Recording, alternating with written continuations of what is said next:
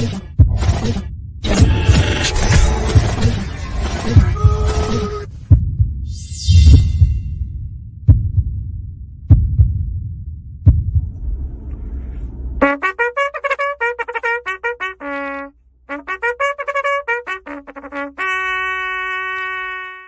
morning, good morning, good morning, and welcome back, Mr. Nudelberg. You are not no volume. You're on mute. You on mute. I'm muted. I don't know how. So Rookie move. Right it's been a couple weeks since I've done this. Rookie move, man. Nice. Crazy couple weeks. Busy schedules for everybody back and forth, but looking forward to a week of normal operating procedure. Well, not really normal because you're heading to Savannah, correct? Yeah, I'll be in Savannah, but I don't leave till Wednesday afternoon, and then I get in Wednesday night, and then I leave. And you're muted again. You're muted again. What are you doing there? I don't know why it's automatically muting. I don't know what's happening. Very, very it's finicky. Very finicky. So as Jonathan Aaron says, who is the stranger co-hosting with Steve? I'll tell you what. We talked about this, over the weekend.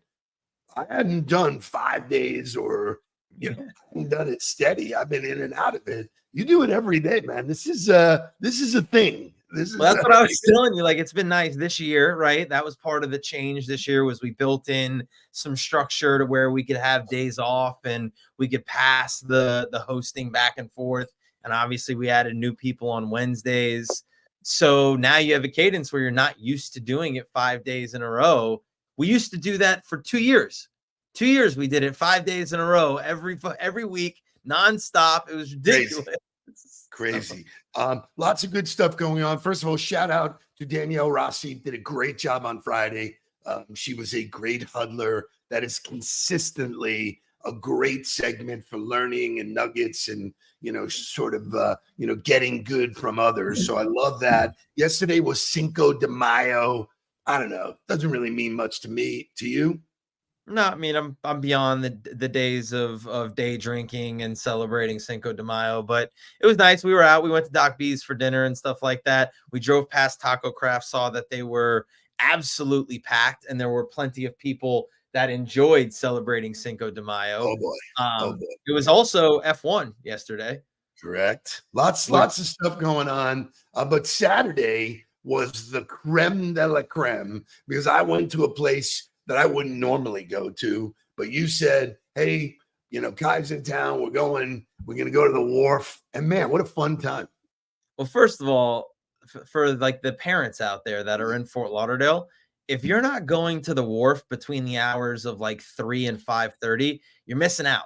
It's a giant green area that's playing music. You let your kids run around, play games, do whatever. It's an absolute blast. And yeah, so we got the opportunity to go. We overcame some serious adversity because Jules had a serious stomach issue on the way there. So we lost Gabby and Jules on the way, but it ended up being just us. And it was a great time. Kai was amazing. He played cornhole with a bunch of people that were there on a bachelor party. He was dominating the cornhole board, and it was just good family time. Aiden got to hang out with us with his girlfriend. So it was really good family time. Yeah, you know what? Even cooler, we walked home from there. So we walked down Las Olas. Las Olas was bumping on a Saturday night. And the weather is in a weird pattern here. Very hot during the day, cooler at night. So yeah, it cools off at night. We're definitely headed towards summer, though. Like the cool weather is gone. Like you're gonna get it a little in the morning and at night right now, but we're basically in summer. It's gonna be hard pressed to put on a long sleeve shirt or a jacket or whatever. But one other note: I didn't watch it last night. Why? Because you have me so wrapped into The Gentleman. I'm like, I was debating to finish it last night. I got 2 more episodes left. It was unreal. Great series on Netflix. But I watched the roast. I watched the Brady roast, which was phenomenal and not for the faint of heart. There was what I heard. There was nothing held back. There was nothing that was out of bounds. I mean, and Robert Kraft got a little nudge too. Yeah, Robert Kraft got jokes thrown at him. One that Tom Brady was not a fan of because it was about massages, and it was Jeff Ross. Jeff Ross made a crack at Kraft about massages, and Brady stood up and went and whispered in his ear, "Don't say that again." Right, yeah, like, woo, man, just but it was amazing. It was very, very entertaining. Very entertaining. There's just a bunch of stuff going on. So we watched the gentleman tonight. It's a hockey night in South Florida. We get to see the Panthers and Bruins, which should be a fun ride. C'est la vie to the Heat, and I think c'est la vie to the Heat the way they look. I think there'll be a whole different team. So lots of fun stuff. Let's wake this thing up because we got a lot of content today. So let's roll.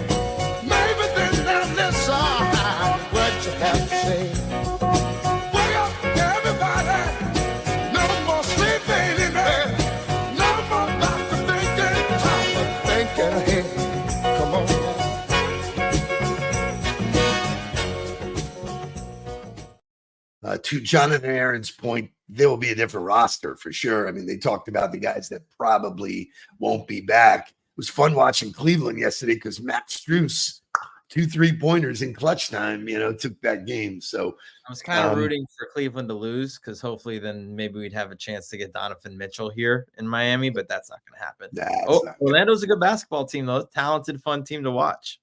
I mean, you got the Knicks and Pacers, and the Pacers are tough too, man. So a lot of young talent, a lot of good stuff going on. As we do every day, if you do not remember, we start with a daily affirmation. So do us the honors, would you please? As if I could forget, like I don't do this myself. This week, I will be intentional. Be intentional with my energy. Be intentional with my heart. Be intentional with my words. Be intentional with my thoughts. Be intentional with my life. Be intentional, baby, because that is the way to feel fulfilled. There's no doubt about that. There is a lot of people have chosen that as their word of the year at one point or the other. One year, I did at one point. It was to be intentional. A year gets long if you break it down into weeks and days. Where we talk to people all the time about the day. So be intentional today. Go out there and just think. And for me, the lesson is always about the words. I preach about the words to other people. I got to be careful about the words I use, speaking to the universe, speaking to other people, all that stuff. It's one of my favorite questions to ask in my coaching sessions is, well, what's your intention? Yeah. Right. Because like people will be talking about what they have coming up, what they're preparing for, and I'm like, well, what's the intention of it? And that usually gets people to go, oh, I didn't really think about that. Like, okay, that should inform the behavior, and that should inform everything about what you're about to do. So I love that.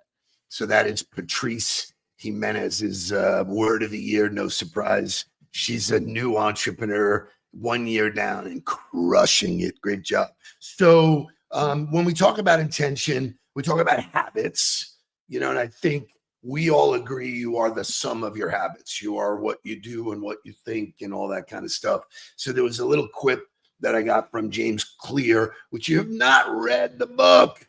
Read the book, man. He talks about compounding habits, but he writes, on any given day, we struggle with our habits. We're too busy, we're too tired, we're too overwhelmed. Even if you have the right intention, the doing part really is tough, So he gave some advice. I don't know if you saw it. I don't have it in front of me if you want to read it. But one of the things he said in there that I really loved, which was one of the hangups, was we get caught up in the vision of ourselves. You get in the way. Yes. Like that I thought was an unbelievable point. Is you're caught up in who you are now, or you're caught up in what's currently going on. And it gets in the way of the habit that you're trying to put into practice, or even a habit that you need to do. And you're like, oh, well, I got it. Right. Like I think prospecting is one of those things. Yeah. Right. Like business is good. I don't need to prospect today. And it's bullshit. You got to do it today. Because if you don't do it today, it's going to show up 3 weeks, 4 weeks, 5, 6, 7, 8, 9 weeks from now. You're going to see it at some point. So it's just one of those things. your vision of who you are or who you're trying to be a lot of times gets in the way of the habit. And instead of just focusing on the doing, you get caught up in the thinking, which is never a great way to be. Really well said. I mean, when I think about it, and what I wrote about was that if you act like it's your first day, you'll do things that your mind and ego won't allow you to do. Oh, I don't need to do that. I'm already here and I've already You'll done prepare it. more. So what he closes with, which is, he's so brilliant, progress requires unlearning. Yep. And so you got to forget what you know, get out of your own way, be intentional about new behavior, and that's letting go of other stuff. So I've started I think that openness, he went deeper on that, into unlearning, right, and into questioning what you're currently doing and investigating the other options. Like, it's a hard thing to do. It's hard to not just get caught up in what you know and what's working and what you're doing.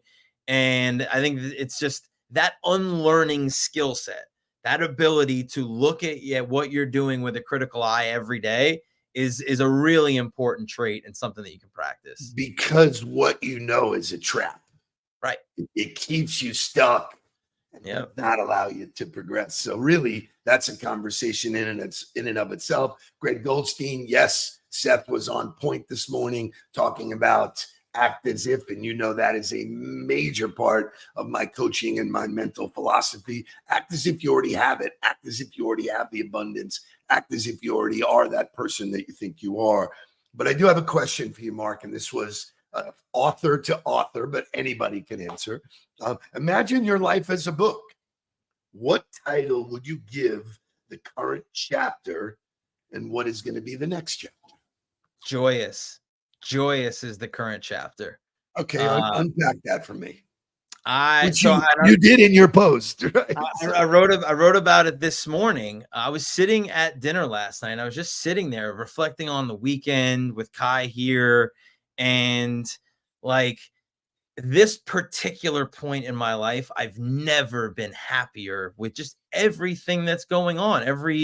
With what we're doing in work and what's happening at home and with the boys, and how often I get to see Kai now. And like, there was so much hard. Like, I go back to 5 years ago. I go back to 6 years ago, you and I sitting together and me having the discussion with you of like, is divorce a possibility? Like, how did you know? What did you do? Like, and thinking where my life was headed at that point.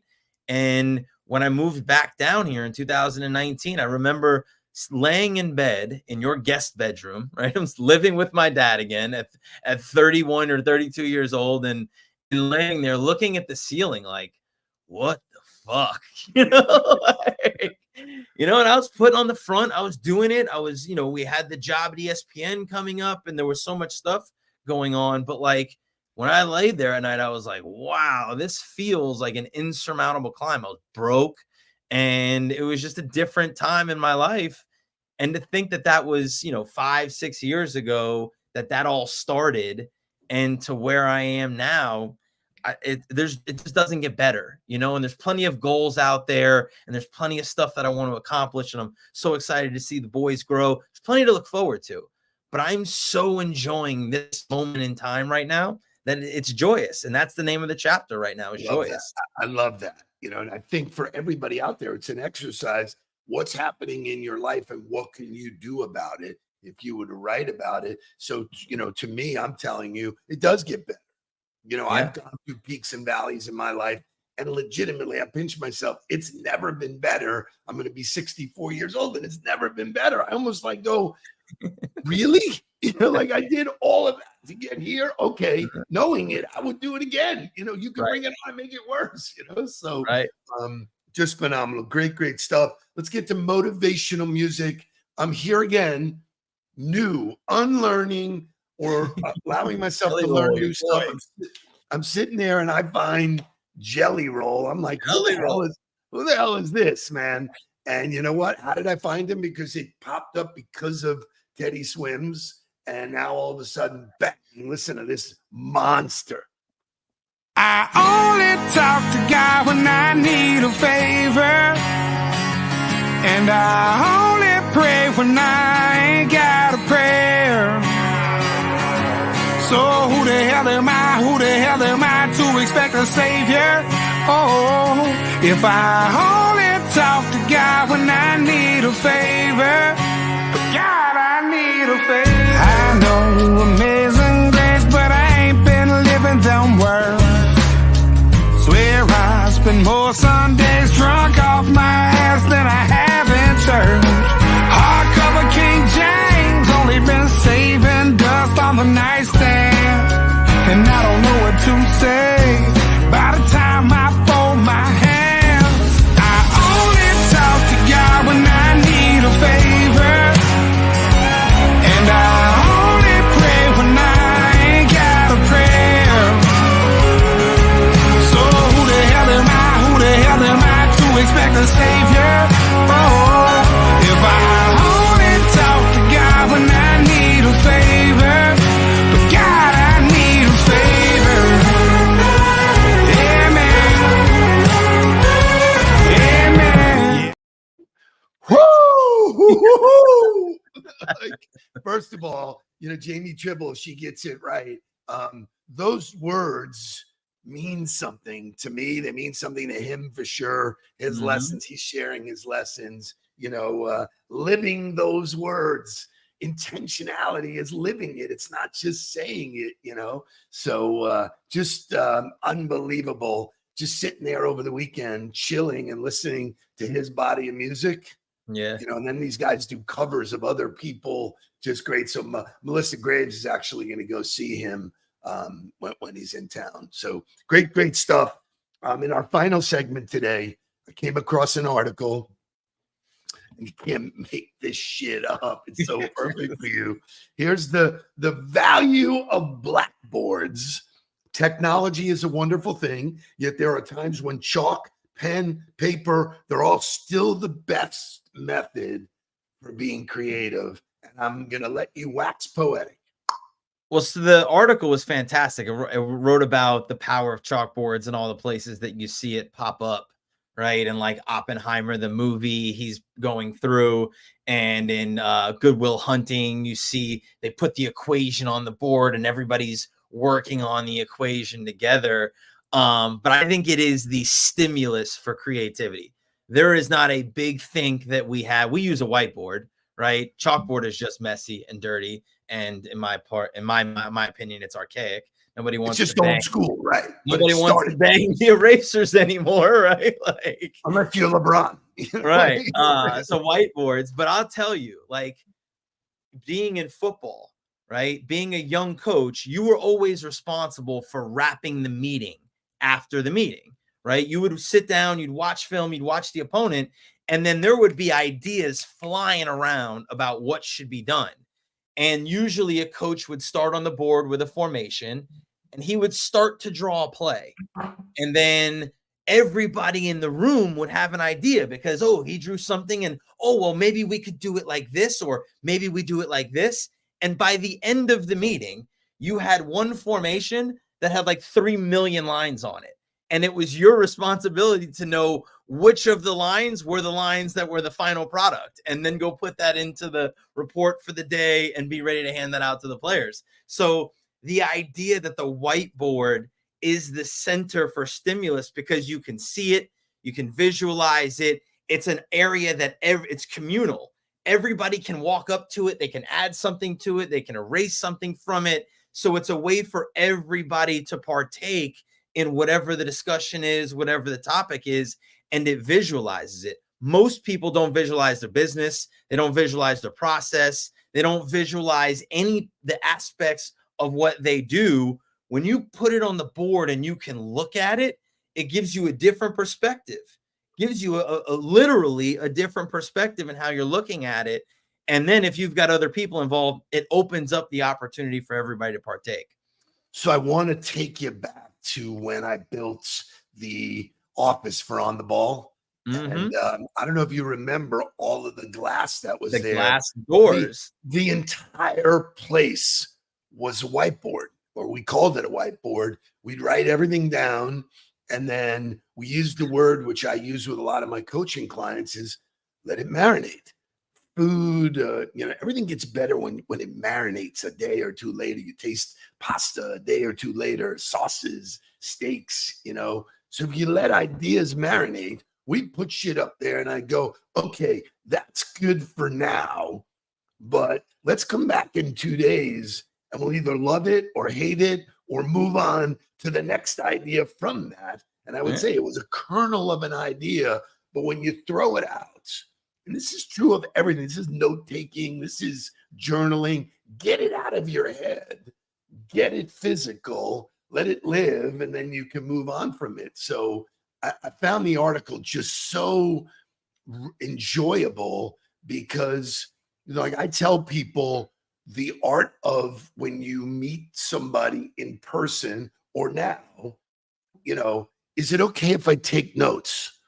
People go, what do you mean? Well, what you say is important to me. So I want to have my pad or whatever now. So, it's interesting because the first time when I first started to speak, I would like bust a gut because they were like on their phone. Yeah. And I call people out and go, hey, what the fuck? They go, I'm taking notes, man. What's interesting is that there's actually studies now that say it's still more impactful to write your notes down than it is to type it into your phone. So it's actually not the best practice to put it into your phone.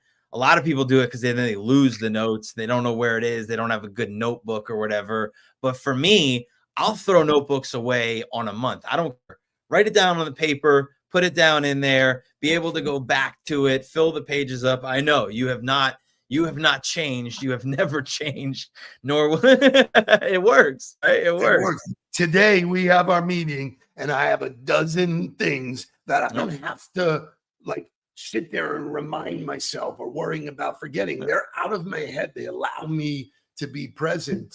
But you brought up the big think for us, and the big think always happens on a whiteboard.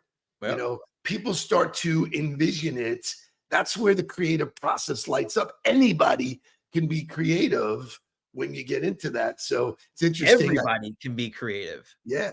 So I think Les Gusky, who used to like to bang out the erasers, apparently Les did. So I was never a fan of that. I think there's a birthday that he had, might be 66 for that dude. So yeah, that's birthday right. to you. I think I saw you. Send him a note on Friday. I think I saw him at Runway, which is the place to celebrate birthdays. So we will see him at Eat, Drink, Think.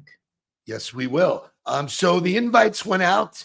If you've been invited and you have not responded, we'll give you a short period of time, and then we will invite other people. We're moving on to the next batch of invites. So yeah, there's a whole group of RSVPs that have said they're coming. If you did not get invited and you want to come, send us a note and tell us why you should be there. But can't imagine anybody not wanting to be there. I'm so excited. I had breakfast at Java and Jam, and I was just sitting there looking at the venue going, man, we're going to light this thing up again. And it came up in one of Helen's memories on Facebook 10 years ago. She attended Eat, Drink, Think because a friend of hers said, oh, you got to go to this really cool event. So life throws it at you. You got to grab it.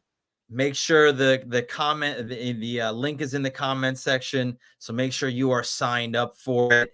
It's going to be a great night of networking, of conversations. Maybe we'll have a whiteboard there and we will just have people writing on the whiteboard with some ideas. So I love that idea, man. Great start to the week. You will be back tomorrow with Lori. You will be back on Wednesday. Then Jake and I will be live from Savannah on Thursday. And then we will have Lisa Brent as Huddler in the hot seat on Friday. It's going to be a great week of the Huddle. Back to business as usual. Dad, you got anything else? Let's get down to some business. Let's go. Please don't worry about me. I'm about to let my heart speak. My friends keep telling me to leave this. So let's get down to business.